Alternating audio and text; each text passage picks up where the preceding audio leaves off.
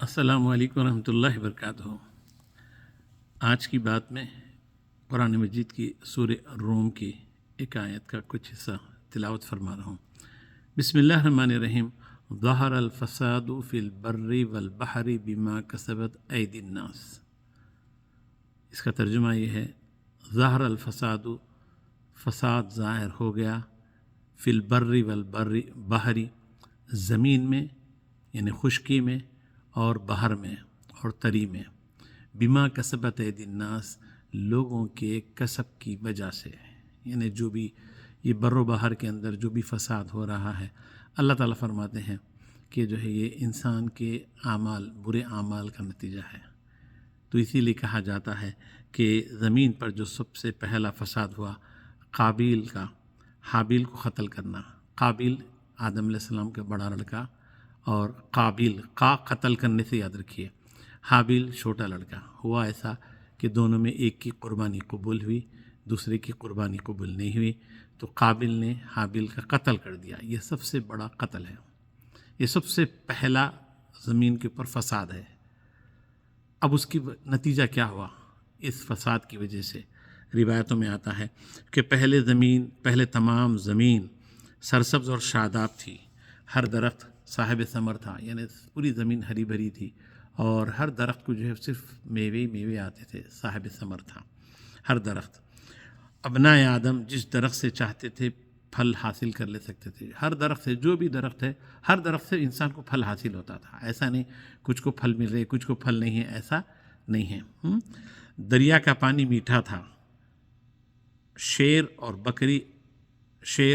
بکری اور گائے اکٹھا چرتے تھے، یعنی شیر بکری پہ حملہ کر دیا، شیر گائے پہ حملہ کر دیا، نہیں تھا پہلے ایسا۔ یہ فساد ہونے کے بعد سے یہ ہو گیا ہے کہ شیر گائے کا دشمن ہو گیا، شیر بکری کا دشمن ہو گیا۔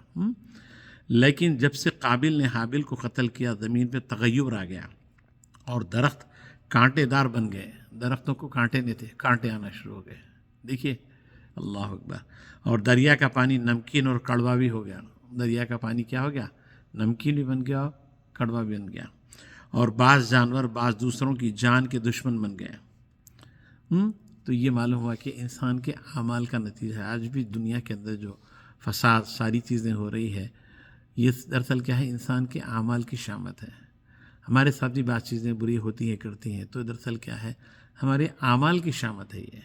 ہم اعمال برے کر دیتے ہیں، پھر اس کے بعد میں پھر اس کا ہم کو نتیجہ ملتا ہے، پھر اس کے بعد بولتے ہیں یا اللہ ہمارے ساتھ ایسا کیوں ہو رہا، یا اللہ ہمارے ساتھ ایسا کیوں ہو رہا۔